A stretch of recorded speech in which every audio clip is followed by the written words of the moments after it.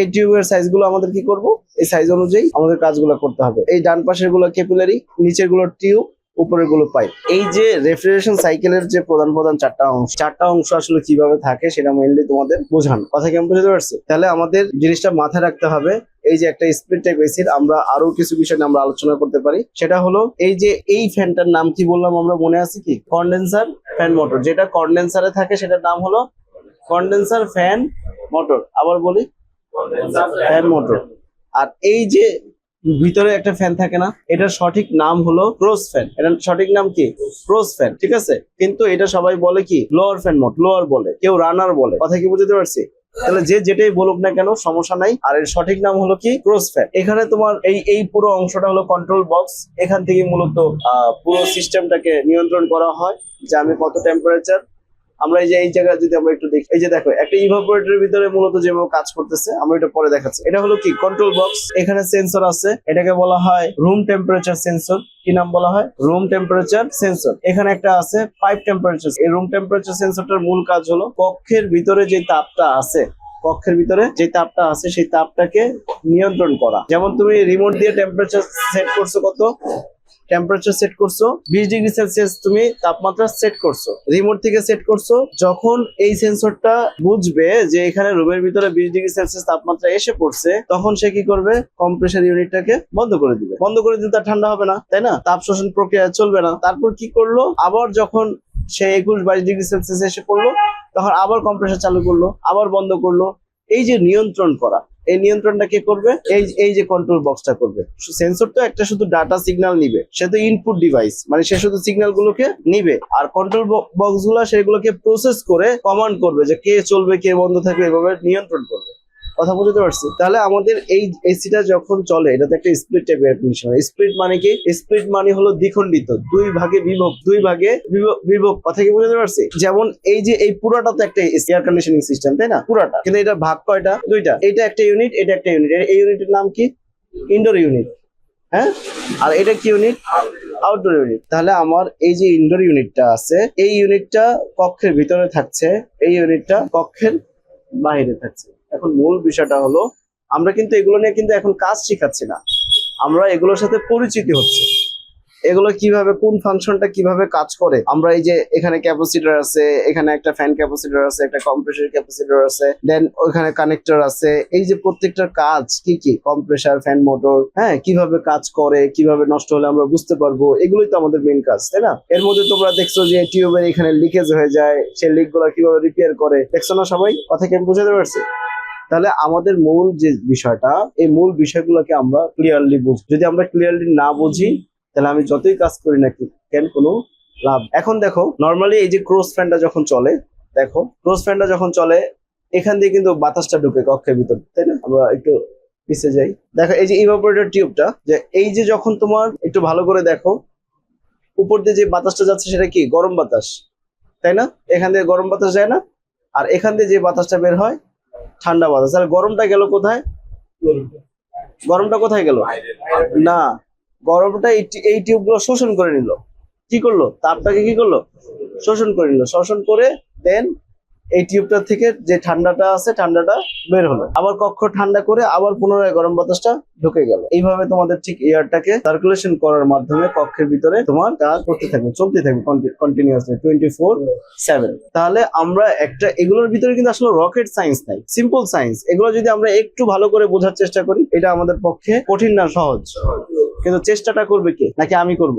কথা কি বুঝতে পারছি? তাহলে প্রত্যেকের এই বিষয়ের উপরে চেষ্টা থাকতে হবে অফুরন্ত। আমি বলছি আগামী 2 মাসে 2000 কোয়েশ্চেন তৈরি করতে হবে নিজে থেকে। আচ্ছা, এই যে এই যে এখানে যে একটা স্ক্রু লাগালো, এই যে তারের কালারটা এরকম, তারের কালারটা এরকম কেন? আমি কথা বুঝতে পারছি? আচ্ছা, এইখানে স্ক্রুটা লাগালো কেন? তাহলে আমার কি এই ধরনের মানে অদ্ভুত টাইপের যত প্রশ্ন আছে এগুলো তৈরি করতে হবে। যত প্রশ্ন তত উত্তর, তত শিক্ষা। আর প্রশ্নটা থাকতে হবে কোথা থেকে? নিজের ভিতর থেকে। নিজের ভিতর থেকে প্রশ্ন করতে হবে। এখন যদি চিন্তা করে যে না স্যারের বলছে যে প্রশ্ন তৈরি করতে, এখন তো আউল ফাউল প্রশ্ন তৈরি হবে, এরকম না, লজিক্যাল কোয়েশ্চেন। যে এই যে ফ্যান মোটরটা, এই যে এটা প্লাস্টিকের কেন? এটা বাঁকা, এরকম এত বাঁকা কেন, আমাদের উপরের ফ্যানটি এত বাঁকা না, এই ধরনের প্রশ্নগুলো আসতে পারে না। আমি কথা বুঝতে পারছি? তাহলে এইভাবে করে আমরা জিনিসগুলো বোঝার চেষ্টা করা। আর এই যে সার্কুলেশন, আমরা এই ভিডিওটা দেখলে আমরা যে রেফ্রিজারেন্ট যে সার্কুলেশনটা একটা স্প্রে ট্যাপ এসির, আমরা সেই জিনিসটা কিন্তু বুঝতে পারবো। আমরা এই ভিডিওটা দেখবো, একটু পরে দেখবো পুরোটা। এই যে দেখো তোমার এক্সপানশন বাল্ব, যেটা আমরা বলছিলাম ক্যাপিলারি, দেখো ওই জায়গাটা গিয়ে কিন্তু তোমার কি করছে, রেফ্রিজারেন্টটাকে এখানে কি বাধা সৃষ্টি করছে না? মানে ক্যাপিলারি টিউব, এক্সপানশন বাল্ব, এগুলো সেম কাজই করে। এগুলো কি করে? সেম কাজই করে, শুধু কি এটা ডিভাইস অনুপাতে তোমার এটার সাইজিং হয়, ডিফারেন্ট ডিভাইস হয়, কিন্তু জিনিসগুলো একই কনসেপ্টে চলে। তাহলে এই স্প্লিট টাইপ এসি নিয়ে তোমাদের কোনো প্রশ্ন আছে কি, বলো। গরম বাতাসটা, এটা গরমটা, রুমের গরমটা এটা টাইনা নেয়। হ্যাঁ, আবার এটাই কি ঠান্ডাটা ছেড়ে দেয়? আচ্ছা। নিচে তাইলে গরম, নিচে কেন গরম হয়? কেন গরম হয় এটার উত্তর বাকিরা সবাই জানে, তাই না? আমরা এই জিনিসটা বোঝার জন্য আমাদের রেফ্রিজারেশন সাইকেলটাকে আগে ভালো করে বুঝতে হবে। তোমরা তো প্রথম 1 তারিখে তো ভর্তি হও না, হয়েছে তোমরা কয় তারিখে? 3 তারিখে। তাহলে এই 3টা দিন ক্লাস হয়েছে না আমাদের? ওই 3 দিনে কিন্তু এই জিনিসটাই বোঝানো হয়েছে যে তাপ কিভাবে শোষণ করে বর্জন করা হয়। তোমার কথা হলো যে এখানে যদি আমি হিটটা নেই, তাহলে হিটটা গেল কোথায়? কোথাও না কোথাও গেল নাকি? তাহলে এখান থেকে যে হিটটা গেল, সেই হিটটা কিন্তু রেফ্রিজারেন্ট মূলত কি করছে, তাপটাকে শোষণ করতেছে। এই রেফ্রিজারেন্ট বা হিমায়ক, ওর মূল কাজ হলো তাপ পরিবহন করা। তাপ কি করা?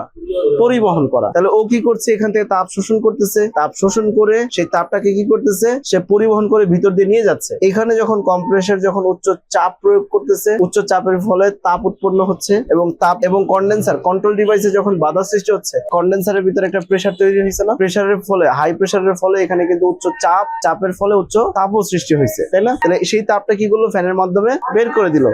তাহলে এদিক দিয়ে তাপটাকে কি করলো, বের করে দিল। আর এদিক দিয়ে তাপটা কি করলো, শোষণ করলো। তাহলে এদিক দিয়ে তাপ শোষণ করছে, কিন্তু এদিক দিয়ে তাপ বের করে দিল। তাপ কি মূলত রেফ্রিজারেশন সিস্টেম ছাড়া ধরা যায়? মানে আমি তাপটাকে ধরে এই প্রান্ত থেকে ওই বাইরে ফেলে দিলাম, এটা কি সম্ভব? এটা কি কখনোই সম্ভব? সম্ভব না। তাহলে মূলত কি, যে তাপটাকে শোষণ করে তোমার তাপটাকে বর্জন করে। এই যে এই অ্যানিমেশন ভিডিওটাতে একটু লক্ষ্য করবা যে তাপ, এখানে যে তাপমাত্রা গুলো লেখা থাকে সেগুলো একটু বোঝার চেষ্টা করো, দেখলে তোমরা বুঝতে পারবা। তোমাদের কি কোনো প্রশ্ন আছে আর? আমাদের ক্যামেরার পিছনে এক স্টুডেন্ট আছে, বলো কি প্রশ্ন। ভিতরে যাই বলি না, বলো তুমি। ওই যে ফ্যান, কন্ডেন্সার ফ্যান মোটরের যে কথা বললেন, ওই ফ্যান মোটর মনে করেন যে কন্ডেন্সারে তাপটা বর্জন করবে, কন্ডেন্সার তো ফ্যানের পিছনে, এই তাপটা পিছন দিক কেন, এই মানে ফ্যান মোটরের পিছন দিক কেন হলো না? ফ্যান মোটর পাখা কেন বাঁকা, মানে সিস্টেম অন্যরকম? এগুলো বুঝতে পারছি এখন। আচ্ছা, ও সুন্দর প্রশ্ন করছে যে এই কন্ডেন্সারটা ফ্যানের পিছনে কেন, তাই না? কন্ডেন্সারটা ফ্যানের পিছনে কেন? এই বক্সটা যদি আমরা একটু লক্ষ্য করি, পুরোটাই কিন্তু আটকানো থাকে, তাই না? এখন আমার মেইন কথা হলো, ধরো আমি কোনোভাবে, যেমন আমি তোমাদেরকে একটা অভিজ্ঞতা শেয়ার করি। আমার এক বন্ধু পদ্মার পারে একটা এসির কাজ করতে গেছে, ও গিয়ে দেখে এই ফ্যান মোটর নষ্ট। ফ্যান মোটরটা কি নষ্ট, কিন্তু এই এসিটা 1 বছর ধরে চলতেছে কোনো সমস্যা ছাড়া। এখন প্রশ্ন হলো কিভাবে ওই এসিটা পদ্মার পারে, ওই এসিটা কি পদ্মার পারে থাকার ফলে পদ্মার পারে যে নদীর বাতাসটা আছে, এই বাতাস এসে কন্ডেন্সারটাকে ঠান্ডা করে দেয়। আমার মূল কাজ হলো ফ্যানের না, মূল কাজ হলো কন্ডেন্সারকে ঠান্ডা করতে হবে। এখন তুমি কিভাবে করবা, কিভাবে তুমি কন্ডেন্সারটাকে ঠান্ডা করবা? তুমি ফ্যান দাও না, পানি দিছো, হবে না? হবে, কিন্তু পানি এখানে কাস্টমারের বাসার জন্য সহজলভ্য না। কন্ডেন্সার পানির মাধ্যমে ঠান্ডা হয় এমন টাইপের কন্ডেন্সারও আছে, যেমন তোমার ইয়েতে কি বলে এটাকে, কোল্ড স্টোরেজে, তারপর হলো বরফ কলে, সেই ধরনের কন্ডেন্সার গুলো ব্যবহার করে থাকে।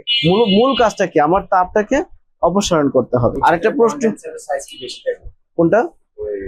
ডিভাইস যত বড়, সাইজ তত বড়। আবার বিষয়টা এরকম না যে এখানে হলো শক্তির খেলা, খেলাটা হলো কি শক্তির, তাপের। এখন আমি ছোট জিনিস তৈরি করলাম কিন্তু এর শক্তি বেশি। আমি একটা গাড়ি তৈরি করলাম, এমন একটা গাড়ি তৈরি করলাম স্টার্ট করলেই 500 কিলোমিটার পার আওয়ার। আবার আরেকটা অনেক বড় গাড়ি তৈরি করলাম, কিন্তু ও চলে হলো 50 কিলোমিটার পার আওয়ার। তাহলে বড় হলেই যে ব্যাপারটা এরকম হবে যে তার গতি বেশি হবে, ব্যাপারটা এরকম না। অনেক বড় ডিভাইস ছোট করে তৈরি করা হয়, কিন্তু ওর শক্তি অধিক। এখন আরেকটা প্রশ্ন হলো, তুমি কি এটা কি উত্তর পাইছো যে কন্ডেন্সারের মূল কাজটা হলো আমার এখান থেকে তাপটা অপসারণ করতে হবে। এখন কিভাবে করতে হবে ডাজন্ট ম্যাটার, করতে হবে। কিন্তু আমার এই তাপ যদি অপসারণ না করে, প্রেসার আরো হাই হয়ে যাবে, কম্প্রেসার নষ্ট হয়ে যাবে। এখন আসো এই ফ্যান মোটরের পাখা এত বাঁকা কেন, এটা তোমার প্রশ্ন। আমি তো এই প্রশ্ন তোমাদেরকে শিখাই দিলাম, তারপর তুমি একই প্রশ্ন করলা।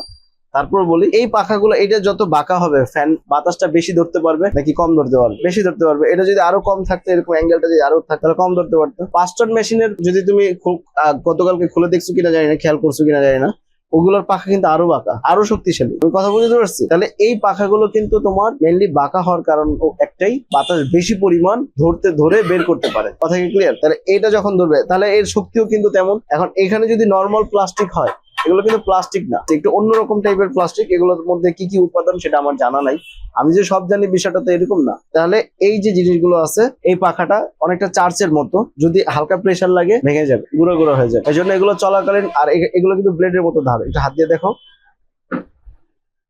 ব্লেডের মতো ধার না? হাত লাগলে আমাদের অনেক পোলাপানের কিন্তু কাজ করতে গিয়ে হাত পড়েও গেছে, এরকম কিন্তু ঘটনা আমাদের কাছে আছে।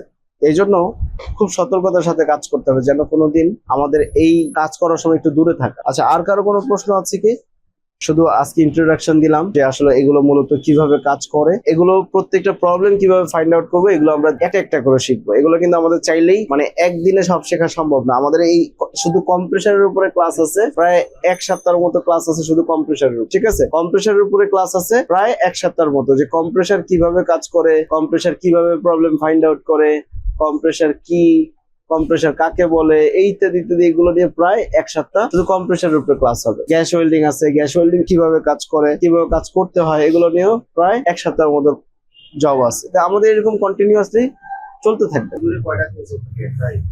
ইনডোরের সেন্সর থাকে দুইটা, থাকে নর্মাল এসি গুলোতে দুইটা থাকে। একটা হলো রুম টেম্পারেচার সেন্সর, যদি কোনো কারণে এই যে সেন্সরটা আছে, এই সেন্সরটার কাজ হলো কক্ষের তাপমাত্রাকে নিয়ন্ত্রণ করা। আর এখানে একটা টেম্পারেচার, এখানে পাইপ টেম্পারেচার সেন্সর আছে। এই পাইপ টেম্পারেচার সেন্সরের কাজ হলো যদি কোনো কারণে এই যে সেন্সরটা, এই যে অনেকটা কাইন্ড অফ তাবিজের মতো, হ্যাঁ তাবিজের মতো, কিন্তু এটাকে তাবিজ বলা যাবে না, এটাকে বলা হয় পাইপ টেম্পারেচার সেন্সর। এটার মূল কাজটা হলো যদি কোনো কারণে এখানে ময়লা জমে যায়, তাহলে এখানে বরফ জমে যাবে। কি হবে? বরফ জমে যাবে। এই বরফটাকে যদি জমে যায়, তাহলে বরফ জমতে জমতে জমতে জমতে এই ফ্রন্ট কভারটা আছে না, ভেঙে যাবে। ফ্রন্ট কভার ভেঙে যাবে, এসিটাতে বিভিন্ন রকম সমস্যা দেখা দিবে। এই জন্য এই যে সেন্সরটা, ও যখনই এখানে ময়লা জমে বরফ জমে যাবে, বরফ আসা শুরু করবে, সাথে সাথে ও সেন্সর সিগন্যাল দিবে যে এখানে বরফ আসে। সিগন্যাল দেওয়ার সাথে সাথে কম্প্রেসারকে বন্ধ করে দিবে। তাহলে সে কি বরফ আসবে? আর আমি কি জিনিসটা বোঝাতে পারছি? তাহলে মূল বিষয়টা কি? মূল বিষয়টা হলো এক একটা ডিভাইসের এক একটা কাজ। আচ্ছা ভাই, আমার যে ডান হাতের কাজ আর বাম হাতের কাজ কি এক? আমার মাথার কাজ আর আমার পেটের কাজ এক? প্রত্যেকটার কাজ ভিন্ন ভিন্ন, কিন্তু